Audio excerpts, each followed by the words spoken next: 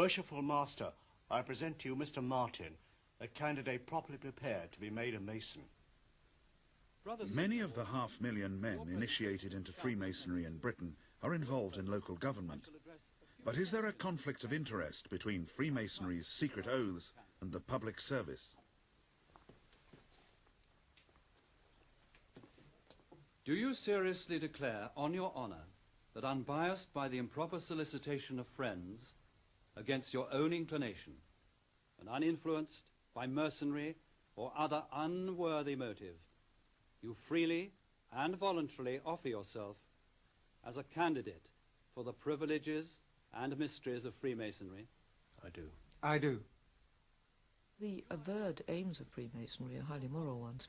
The only problem arises in that they also insist that you should support the group, fellowship with other Masons. The message is you can't stand on your own.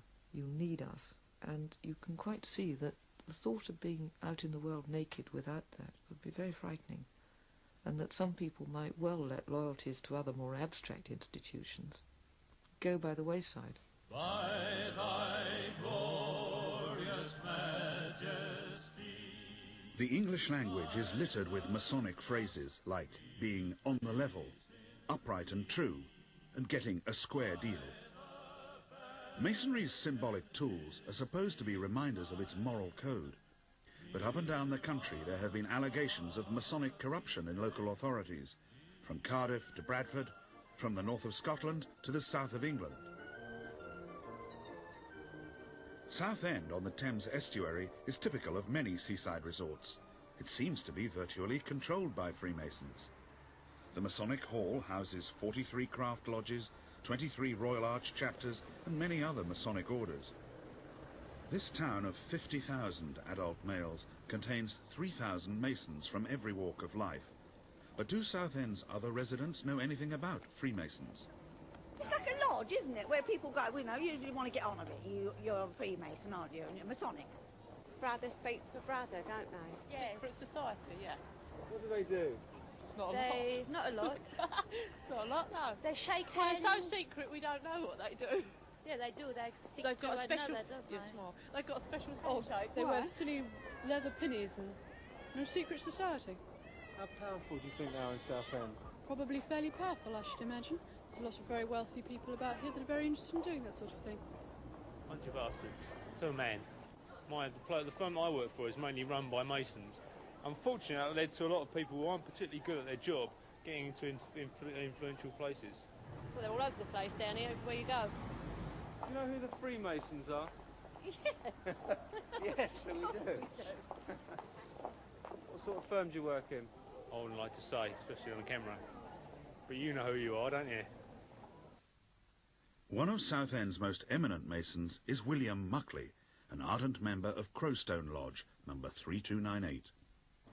For most of his working life, he was employed by Southend Council, and for 10 years he controlled all the town's council house allocations. But in 1979, Mr. Muckley moved in with his mistress in a council house she had just been allocated by his very own department. Muckley thereby attracted the attention of Paul Foote of the Daily Mirror. That's how it started. I think we then found a number of other cases. In fact, one of the nastiest cases that occurred there, which wasn't to do with Muckley himself, but with one of his junior officials, was clear evidence that one of the junior housing officers there was housing divorced women and single parents in exchange for sexual favours, a thing which you can't imagine anything really more disgusting at that level. You can't imagine anything more revolting than that. And we exposed that as well. And I think all these things had roots in Masonry, Freemasonry. Foote's revelations caused outrage in Southend. One Conservative councillor, Chris Hudson, was inundated with letters from angry constituents. He's not a Mason. He was concerned about the newspaper's allegations and called for an independent inquiry into the conduct of Mr. Muckley and the Housing Department. But Southend's Masons closed ranks. It is an established fact from Masonic records that members within the Housing Department, officers, were Masons. That's just a question of historical fact. And it is a fact that several of my colleagues, former colleagues on the council, were Masons. And they stuck together like glue. Only days after the revelations in the Daily Mirror, Brother Muckley was installed as Worshipful Master of Crowstone Lodge. He was also promoted to Chief Housing Officer by Southend Council and given a large salary increase. At the same time, Councillor Hudson's pleas for an independent inquiry into Masonic abuse were turned down by the same council, and he was suspended by his Conservative colleagues from every committee on which he sat. Their behaviour, their conduct in this town, as regards me and my position as a councillor, was appalling. I was shocked and appalled. I was very concerned at the press this town was getting. I did everything I could to have an inquiry, and yet certain members within the Freemasonry wanted to keep the lid on things, keep the can of worms quiet, if you like, down in Southend. Claimed that democracy was being bypassed in Southend, partly as a result of the cosy, back-scratching relationships enjoyed in the town's Masonic lodges. The High Court upheld his complaint and instructed that Councillor Hudson be reinstated. Worshipful Brother Muckley was made redundant from his post as Chief Housing Officer in 1985. Southend said they had too many chief officers and he was nearing retirement. Since then he's worked at a garage, but has just been given a job as a physical and recreational instructor at a local coeducational high school. Muckley's lodge meets at Southend's Masonic Temple, as do many other lodges. For these brethren, Freemasonry may be harmless socializing, but not to some outsiders.